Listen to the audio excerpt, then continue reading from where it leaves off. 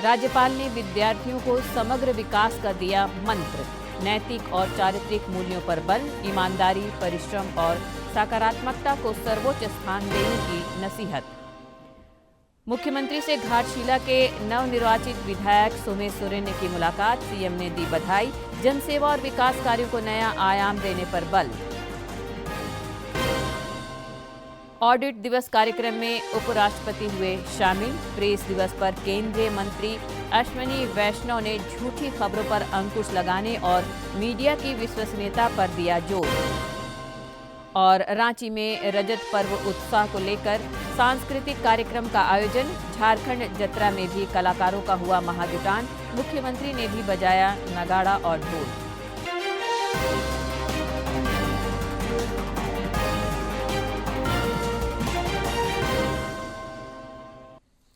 नमस्कार, खबरें झारखंड में आपका स्वागत है। मैं हूं रोज उरांव और अब समाचार विस्तार से।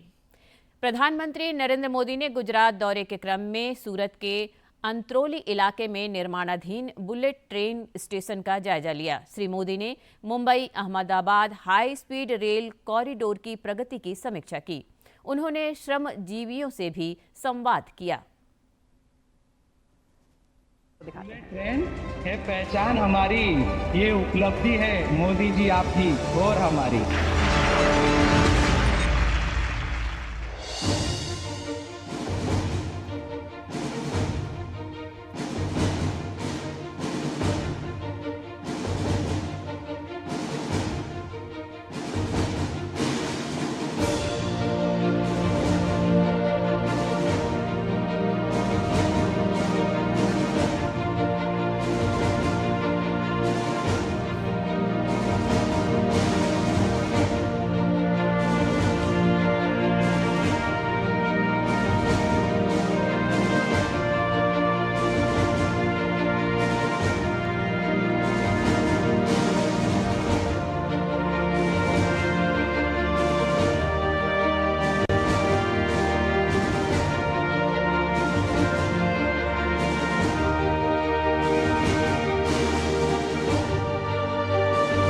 आपको क्या लगता है, स्पीड ठीक है? आप लोगों ने जो तय किया था उस टाइम टेबल से चल रहे हैं कि आप लोगों को कुछ दिक्कत हो रही है?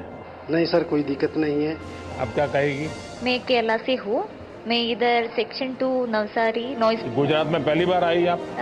हाँ सर, मैं इधर सेक्शन 2 नॉइस बैरियर फैक्ट्री में रोबोटिक यूनिट देख रही हूँ। उधर नॉइस बैरियर का जो रिबार केज है वो रोबोट की मदद से हम लोग वेल्डिंग कर रही है। क्या लगता है आपको, ये बुलेट ट्रेन बनाना और भारत में पहली ट्रेन बनना, इसको आप स्वयं के मन में क्या सोचती है, परिवार को क्या बताती है? सर, ऐसे लगता है कि ये ड्रीम है जो मैं काम कर रही हूँ वो। राज्यपाल संतोष कुमार गंगवार रांची स्थित जवाहर विद्या मंदिर शामली के वार्षिक सांस्कृतिक समारोह में शामिल हुए। इस दौरान उन्होंने कहा कि शिक्षा केवल किताबों तक सीमित नहीं बल्कि नैतिक और चारित्रिक मूल्यों का निर्माण भी करती है। राज्यपाल ने विद्यार्थियों से ईमानदारी, परिश्रम और सकारात्मकता को जीवन में सर्वोच्च स्थान देने का आग्रह किया। साथ ही माता पिता और शिक्षकों का सम्मान करने की नसीहत भी दी। उन्होंने भरोसा जताया कि विद्यार्थी अपनी प्रतिभा और अनुशासन से देश और राज्य का नाम रोशन करेंगे। घाटशिला से नवनिर्वाचित विधायक सोमेश सोरेन ने अपने परिवार संग रांची के कांके रोड स्थित सीएम आवासीय परिसर में मुख्यमंत्री हेमंत सोरेन और विधायक कल्पना सोरेन से मुलाकात की। इस अवसर पर मुख्यमंत्री ने श्री सोरेन को विधानसभा चुनाव में जीत की बधाई एवं शुभकामनाएं दी। मौके पर मुख्यमंत्री ने कहा कि यह विजय घाटशिला की जनता की आकांक्षाओं और विश्वास की जीत है।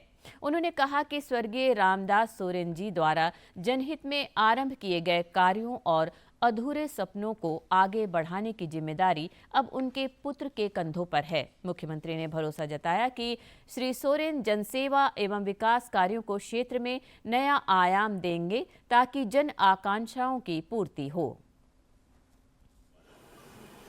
हमें इस पर गुरूर नहीं होना चाहिए, बल्कि ये हमारे लिए एक बहुत बड़ा एक चुनौती के रूप में हमें देखना चाहिए कि हमको जब इतनी वजन मिली है तो ये वजन हमारे कंधों में बना रहे, ऐसा ना हो कि ये वजन से हम बैठ जाएं और हमारा कंधा टूट जाए।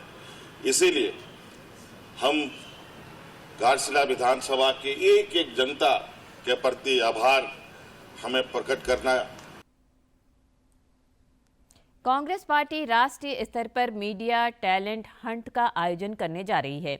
इस कार्यक्रम के आयोजन के लिए झारखंड को 7 जोन में बांटा गया है। प्रदेश अध्यक्ष केशव महतो कमलेश और पार्टी के राष्ट्रीय प्रवक्ता अतुल लोदे पाटिल ने रांची में आज संवाददाता सम्मेलन में बताया कि मीडिया टैलेंट हंट में सफल प्रतिभागियों को प्रदेश स्तर पर पार्टी प्रवक्ता, मीडिया कोऑर्डिनेटर और मीडिया पैनलिस्ट बनाया जाएगा। तो मीडिया में जो हमारे स्पोक्स पर्सन होंगे प्रदेश स्तर पर, या हमारे और जो पब्लिसिटी के कोऑर्डिनेटर होंगे, हमारे रिसर्च कोऑर्डिनेटर होंगे और मीडिया के पैनलिस्ट होंगे, इन लोगों के लिए हम लोगों ने एक समय सीमा तय करके एडवर्टाइजमेंट के माध्यम से, गूगल ये के माध्यम से, हमारे SMS के माध्यम से या विभिन्न उपायों से हम लोग ये निकालने का काम करेंगे। हमारे नेता प्रतिपक्ष सम्माननीय राहुल गांधी जी के विचारों से सहमत, उन्होंने हमें यह आदेश दिया कि किसी को किसी नेता के तहत पार्टी में आने का रास्ता जो है वो अवरुद्ध रास्ता है, उसे अभी हम खोल देंगे ताकि कोई भी व्यक्ति जिसकी कोई जान पहचान नहीं है, जिसका कोई पॉलिटिकल बैकग्राउंड नहीं है, कोई पृष्ठभूमि नहीं है राजनीतिक, वो भी कांग्रेस में अपना योगदान दे सके। बिहार चुनावों में एनडीए की प्रचंड जीत के बाद अब सरकार गठन की कवायद तेज हो गई है। इस सिलसिले में पटना से लेकर दिल्ली तक बैठकों का दौर जारी है। बिहार में एनडीए के पक्ष में आए एक तरफा नतीजों के बाद अब सरकार बनाने की कवायद तेज हो गई है। कल रात दिल्ली में जनता दल यूनाइटेड के कार्यकारी अध्यक्ष संजय झा और केंद्रीय मंत्री राजीव रंजन सिंह उर्फ ललन सिंह ने केंद्रीय गृह मंत्री अमित शाह से मुलाकात की।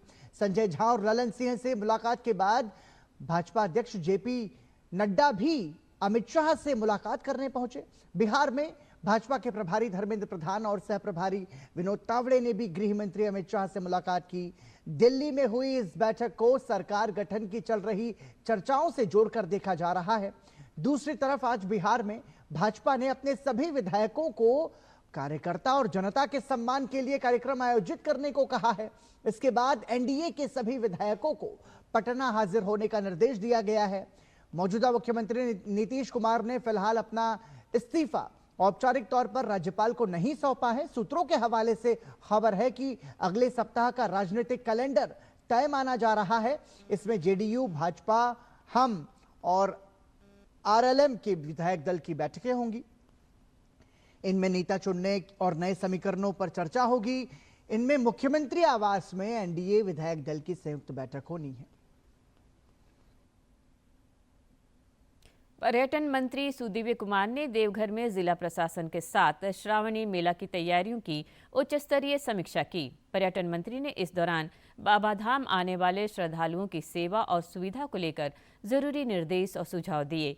बाद में पत्रकारों से बातचीत में उन्होंने कहा कि बाबाधाम में भक्तों के लिए चरणबद्ध तरीके से अस्थायी ढांचागत संरचना का विकास होगा ताकि श्रावणी मेला के दौरान बार बार के अस्थायी व्यवस्थाओं से बचा जा सके।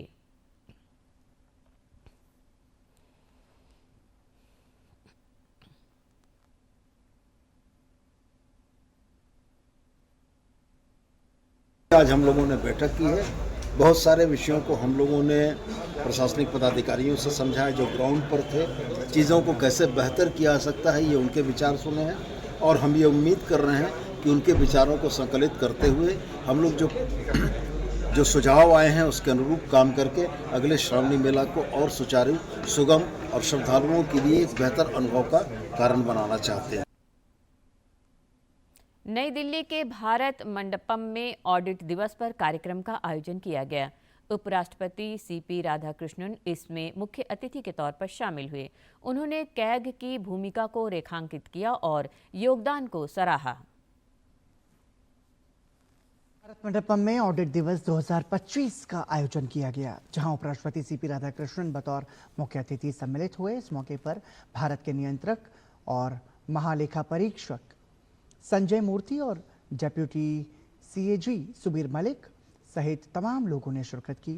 कार्यक्रम की शुरुआत दीप प्रज्वलन के साथ की गई। इस मौके पर उपराष्ट्रपति सीपी राधाकृष्णन ने ऑडिट दिवस की शुभकामनाएं देते हुए कैग के योगदान को सराहा। इधर राष्ट्रीय प्रेस दिवस के मौके पर भारतीय प्रेस परिषद द्वारा नई दिल्ली में कार्यक्रम का आयोजन किया गया। इस दौरान केंद्रीय मंत्री अश्विनी वैष्णव ने सबको प्रेस दिवस की शुभकामनाएं देते हुए झूठी खबरों पर अंकुश लगाने एवं प्रेस की विश्वसनीयता पर बल दिया। प्रेस दिवस के मौके पर भारतीय प्रेस परिषद द्वारा दिल्ली के नेशनल मीडिया सेंटर में एक कार्यक्रम का आयोजन किया गया। भारतीय प्रेस परिषद की प्रमुख न्यायमूर्ति रंजना प्रकाश देसाई की अध्यक्षता में आयोजित इस कार्यक्रम में केंद्रीय सूचना एवं प्रसारण मंत्री अश्विनी वैष्णव, केंद्रीय राज्य मंत्री एल मुरुगन और प्रेस ट्रस्ट ऑफ इंडिया के सीईओ विजय जोशी, सूचना एवं प्रसारण मंत्रालय के सचिव संजय जाजू भी उपस्थित रहे। केंद्रीय मंत्री अश्विनी वैष्णव ने राष्ट्रीय प्रेस दिवस के मौके पर मीडिया जगत को अपनी शुभकामनाएं दी। कार्यक्रम के बाद मीडिया से बात करते हुए अश्विनी वैष्णव ने कहा कि हमारे लोकतंत्र में प्रेस की भूमिका महत्वपूर्ण है, इसलिए राष्ट्रीय प्रेस दिवस पर गलत सूचनाओं का मुकाबला कैसे करें और प्रेस की विश्वसनीयता कैसे मजबूत करें, इस विषय पर व्याख्यान आयोजित किया गया। सबसे पहले नेशनल प्रेस डे पर कंप्लीट प्रेस एंड मीडिया के जगत में जितने भी काम करने वाले हैं, जितने भी लोग जुड़े हुए हैं, उन सबको मैं बहुत बहुत हार्दिक अभिनंदन करता हूं, बधाई देता हूं। प्रेस का जो रोल है हमारे डेमोक्रेसी में बहुत ही महत्वपूर्ण रोल है। इसीलिए आज नेशनल प्रेस डे पे मिस इन्फॉर्मेशन को कैसे काउंटर करें, प्रेस की क्रेडिबिलिटी को कैसे स्ट्रेंथन करें, उस थीम पे व्याख्यान रखा गया था। राष्ट्रीय प्रेस दिवस पर राज्य में भी कई कार्यक्रम हुए। सिमडेगा में कार्यशाला का आयोजन हुआ। इस दौरान वक्ताओं ने लोकतांत्रिक मूल्यों और जन सरोकार से जुड़े विषयों को उठाने में मीडिया की भूमिका को महत्वपूर्ण बताया। सिमडेगा के सूचना भवन में राष्ट्रीय प्रेस दिवस के अवसर पर बढ़ती भ्रामक सूचनाओं के बीच प्रेस की विश्वसनीयता का संरक्षण विषय पर कार्यशाला आयोजित हुई। इस कार्यशाला को संबोधित करते हुए उपायुक्त कंचन सिंह ने कहा कि लोकतंत्र में प्रशासन और प्रेस दोनों का लक्ष्य एक समान है। दोनों ही लोक कल्याण के लक्ष्य के साथ काम करते हैं। तो हमारी और आपके जो लक्ष्य है वो बिल्कुल एक ही है। हम भी चाह रहे हैं सरकार का क्या लक्ष्य है, एक लोक कल्याणकारी शासन की स्थापना करना और सभी जो शोषित हैं, वंचित हैं, पीड़ित हैं, उन तक जो हमारी कल्याणकारी योजनाएं हैं, जो हमारे संवैधानिक कर्तव्य हैं, उनका पालन करते हुए उनको सक्षम बनाना, उनको मुख्य धारा में लाना। कार्यशाला को संबोधित करते हुए पुलिस अधीक्षक एम अर्शी ने पूर्वाग्रह और पूर्व धारणाओं से दूर रहकर निष्पक्ष पत्रकारिता की जरूरत पर बल दिया। उन्होंने कहा कि निष्पक्ष पत्रकारिता से ही प्रेस की विश्वसनीयता बनी रहेगी। अपने पेशे के अलावा एक इंसान है, उसके लिए एक सोच होती है, ठीक है, और नाम लेने की जरूरत नहीं कि किसका झुकाव किधर है।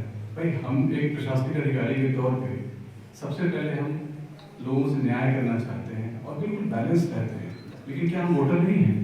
हम भी तो वोटर हैं, तो हमारी भी एक विचारधारा, एक झुकाव तो रहता ही है। लेकिन इन सबसे ऊपर उठ के चीज़ों को समेटते हुए और अपनी जिम्मेदारी का एहसास करते हुए पत्रकार नरेंद्र अग्रवाल और पत्रकार दीपक रिंकू ने भी पत्रकारिता के क्षेत्र में आने वाली व्यवहारिक समस्याओं का जिक्र करते हुए पर्याप्त सावधानी और सजगता पर जोर दिया। आज जो है वो खबरों की गंगा बह रही है और उस पवित्र गंगा में कहीं न कहीं पाप भी घुल गया है। तो एक पत्रकार की हैसियत से सिर्फ खबरों को ही हमें प्रकाशित नहीं कर रहा है, प्रकाशित खबरों में गलतियों को ढूंढना भी हमारी जिम्मेवारी बन गई है।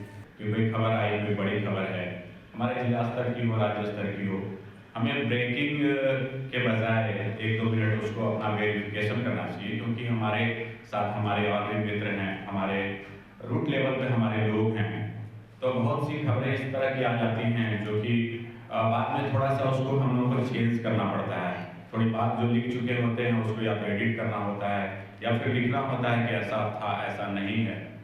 सोशल मीडिया के युग में पत्रकारिता की विश्वसनीयता, उसकी शाख को बचाए रखना काफी महत्वपूर्ण और चुनौतीपूर्ण है। सिमडेगा से मनोज कुमार सिन्हा, मनु की रिपोर्ट।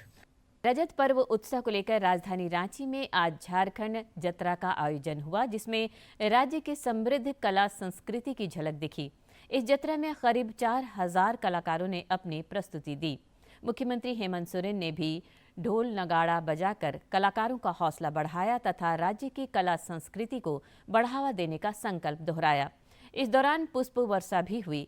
इन खास पलों को मुख्यमंत्री ने भी अपने मोबाइल में कैद किया।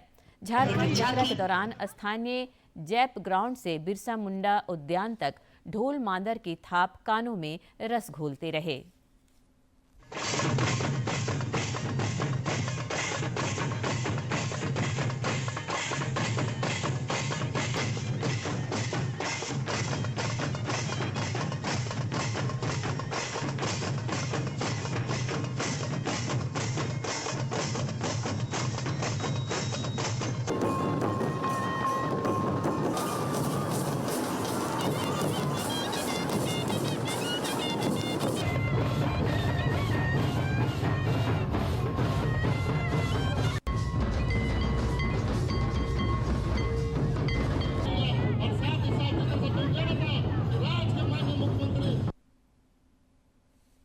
झारखंड राज्य स्थापना के रजत पर्व को यादगार बनाने के लिए आज रांची के मोराबादी मैदान में सांस्कृतिक कार्यक्रम का आयोजन किया जा रहा है। इस दौरान राज्य के कलाकारों ने अपनी प्रस्तुतियों से अद्भुत समा बांधा।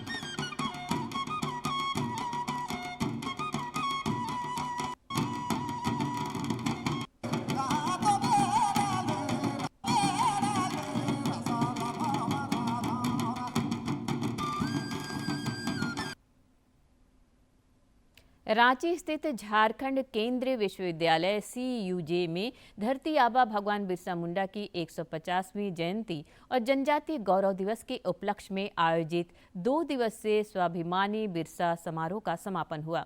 इस मौके पर मुख्य अतिथि प्रोफेसर क्षिति भूषण दास ने धरती आबा भगवान बिरसा मुंडा के योगदान और संघर्षों को अविस्मरणीय बताया। इस दौरान फोटोग्राफी प्रदर्शनी का आयोजन किया गया, जिसमें पहली बार राष्ट्रीय पुरस्कार प्राप्त बीजू टोपो के छाया चित्रों को प्रदर्शित किया गया। रजत जयंती वर्ष को लेकर चैम्बर ऑफ कॉमर्स की पहल पर साइक्लोथॉन का आयोजन हुआ। चैम्बर के अध्यक्ष आदित्य मल्होत्रा ने मोराबादी मैदान से इस साइक्लोथॉन के प्रतिभागियों को रवाना किया। अलग अलग वर्गों में आयोजित साइक्लोथॉन का समापन बुकरू और पिठोरिया में हुआ। विजेताओं को सम्मानित किया गया। इस मौके पर राज्यसभा सांसद महुआ माझी और JSCA के अध्यक्ष अजय नाथ सहदेव समेत कई गणमान्य लोग मौजूद थे। कोयलांचल धनबाद में ना तो अवैध कोयला उत्खनन पर लगाम लग रहा है और ना ही चाल धंसने की घटना कम हो रही है। निरसा में अवैध उत्खनन के दौरान फिर बड़ा हादसा हुआ और अवैध उत्खनन के दौरान चाल धंसने से 4 लोगों की मौत की खबर है। धनबाद के निरसा स्थित ECL मुगमा एरिया के बंद पड़े खदान में अवैध उत्खनन के दौरान बड़ा हादसा हुआ है। कोयला के अवैध उत्खनन के दौरान चाल धंसने से 4 लोगों की मौत हो गई है। साथ ही खदान के अंदर और भी लोगों के दबे होने की बात कही जा रही है। फिलहाल आधा घंटा पहले जानकारी मिला जी यहाँ चाल धंस गया है और चाल धंसने का कारण बहुत आदमी अंदर है, वो सब मर गया है। लेकिन फिलहाल अभी बोल रहा बंगाल से भी कुछ है और यहाँ का लोकल भी है कुछ। कितने लोग दबे होने की सूचना है? दबे ना हो तो बहुत है अंदर, लेकिन मरने का 4 गो सूचित हो रहा है। क्या उसके परिजन आए हैं? हाँ, परिजन आया था, यहाँ पर रो भी रहा था, लेकिन कहाँ ये लोग कहाँ छुपा दिया हमको पता नहीं। बंद पड़े अवैध कोयला खदान में उत्खनन कर रहे लोगों पर अचानक खदान के ऊपर का हिस्सा टूटकर गिर पड़ा। घटना की जानकारी के बाद मौके पर स्थानीय पुलिस और ईसीएल के अधिकारी पहुंचे और स्थिति का जायजा लिया। हर 2 दिन में भराते हैं और यहाँ पे जो है ये तो समस्या मान लीजिए भरवाते हैं, अपना जितना होता है करते हैं। फिर इसको देखिए अभी हम लोग भरने का थी, मैं आज अभी फेस देखे हैं, 2 दिन पहले ही हम लोग भरवाए हैं। आप लोग भी देखे होंगे, हम लोग फोटो भी डालते हैं सब जगह। लेकिन ईसीएल द्वारा यहाँ सुरक्षा कर्मी रखा गया तो उसे क्यों हटा लिया गया? यहाँ पे जैसे अभी सर माइंस बंद है और हमारा यहाँ देख ही रहे कि जो माइंस हमारा जो चल रहा है वहाँ पे इस ढंग से चोरी चमारी की घटना बढ़ गया है। तो यहाँ पर हम लोग बहुत हद तक अभी ठीक है, तो हम लोग यहाँ सुरक्षा इसलिए हम लोग का नहीं है। वहाँ जहाँ हम लोग सुरक्षा कर्मियों की कमी है वहाँ पे उसको बराबर, लेकिन पेट्रोलिंग कापासरा के द्वारा बराबर पेट्रोलिंग किया जाता है। और घटना के बाद से कापासारा आउटसोर्सिंग में सन्नाटा पसरा हुआ है। हालांकि मुहाने के आसपास मजदूरों का कपड़ा और अन्य सामान बिखरा पड़ा है। स्थानीय लोगों की माने तो इस बंद पड़े खदान में प्रतिदिन सैकड़ों की संख्या में मजदूर सुबह 4 बजे से रात के 9 बजे तक अवैध उत्खनन करते हैं। सुबह में हमको पता चला कि यहाँ पर धंसा है खदान, बाहर से कुछ लोग आए थे, वही लोग इसमें दबे हुए हैं। कितने लोग यहाँ प्रत्येक दिन प्रवेश करते हैं? यहाँ 200 से 250 प्रत्येक दिन जी। कहाँ सुबह 4 बजे से यहाँ खदान में आदमी आते हैं और रात में 9 बजे तक यहाँ खदान में काम चलता है। इसमें कौन कौन शामिल है, मतलब कौन कौन रहते हैं? और सब यहाँ कुछ यहाँ का भी है, कुछ बाहर का भी है, तो हमको तो सबका नाम नहीं पता है। लेडीज बच्चे लोग भी रहते हैं? सब यह पहली बार नहीं जब धनबाद के बंद पड़े कोयला खदान में अवैध उत्खनन के दौरान चाल धंसने से कामगारों की मौत हुई है, बल्कि ऐसी घटनाएं कोयलांचल में आम हो गई हैं। जरूरत है पुख्ता सुरक्षा व्यवस्था की, ताकि अवैध उत्खनन पर पूरी तरह से रोक लग सके, ताकि लोग सुरक्षित जीवन यापन कर सकें। डीडी न्यूज के लिए धनबाद से अजय की रिपोर्ट। डायन प्रताड़ना के खिलाफ सरकार और प्रशासन लगातार अभियान चला रही है। हजारीबाग के बरही अनुमंडल क्षेत्र में पुलिस ने डायन प्रथा उन्मूलन को लेकर जागरूकता अभियान चलाया। इसके तहत मानव श्रृंखला, रैली, वृक्षारोपण और नुक्कड़ नाटक का आयोजन किया गया। हजारीबाग के पुलिस अधीक्षक अंजनी अंजन के निर्देश पर बरही शहरी क्षेत्र में डायन उत्प्रथा उन्मूलन को लेकर जन जागरूकता कार्यक्रम का आयोजन किया गया। इसका नेतृत्व सहायक पुलिस अधीक्षक श्रुति कुमारी ने किया। वहीं अनुमंडल पुलिस पदाधिकारी अजित कुमार विमल के साथ कई पुलिस पदाधिकारी शामिल हुए। ये एक बहुत अच्छी पहल है जो पुलिस अधीक्षक महोदय जो है उन्होंने उनके नेतृत्व के अंदर हमने शुरू की है।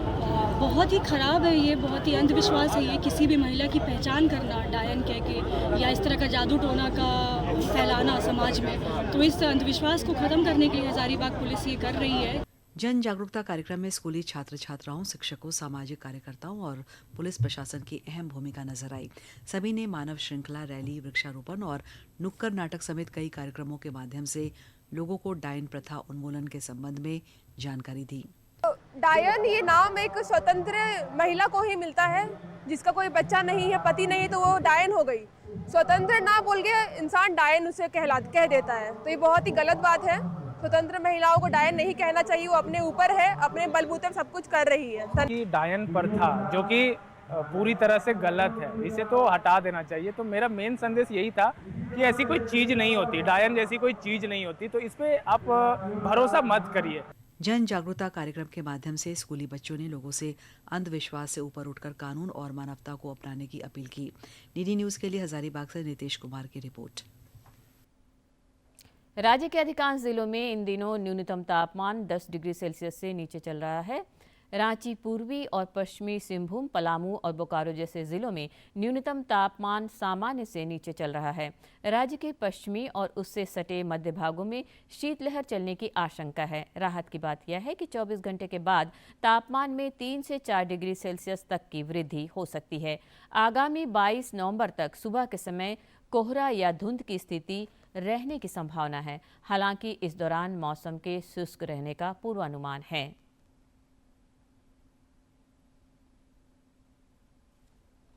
और अब जानते हैं किन बातों के लिए इतिहास के पन्नों में आज का दिन खास है।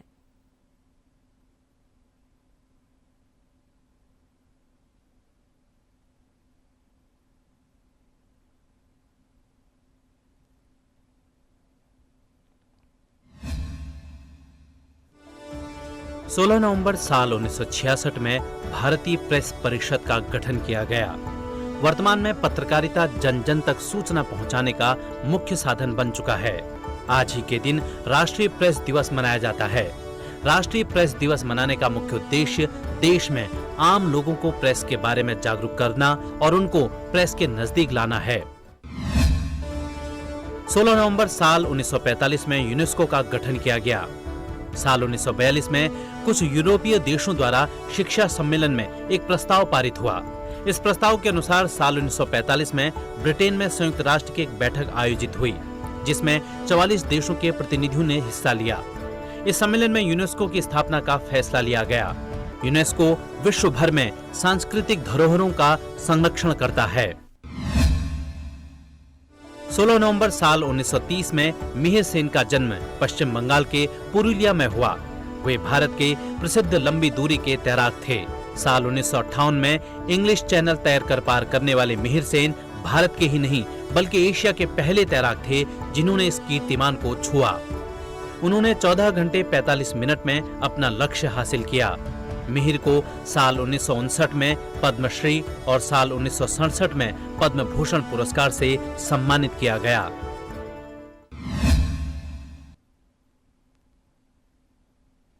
अंत में मुख्य समाचार एक बार फिर। राज्यपाल ने विद्यार्थियों को समग्र विकास का दिया मंत्र। नैतिक और चारित्रिक मूल्यों पर बल, ईमानदारी, परिश्रम और सकारात्मकता को सर्वोच्च स्थान देने की नसीहत। मुख्यमंत्री से घाटशिला के नवनिर्वाचित विधायक सोमेश सोरेन ने की मुलाकात। सीएम ने दी बधाई। जनसेवा और विकास कार्यों को नया आयाम देने पर बल। ऑडिट दिवस कार्यक्रम में उपराष्ट्रपति हुए शामिल। प्रेस दिवस पर केंद्रीय मंत्री अश्विनी वैष्णव ने झूठी खबरों पर अंकुश लगाने और मीडिया की विश्वसनीयता पर दिया जोर। और रांची में रजत पर्व उत्सव को लेकर सांस्कृतिक कार्यक्रम का आयोजन। झारखंड जतरा में भी कलाकारों का हुआ महाजुटान। मुख्यमंत्री ने भी बजाया नगाड़ा और ढोल।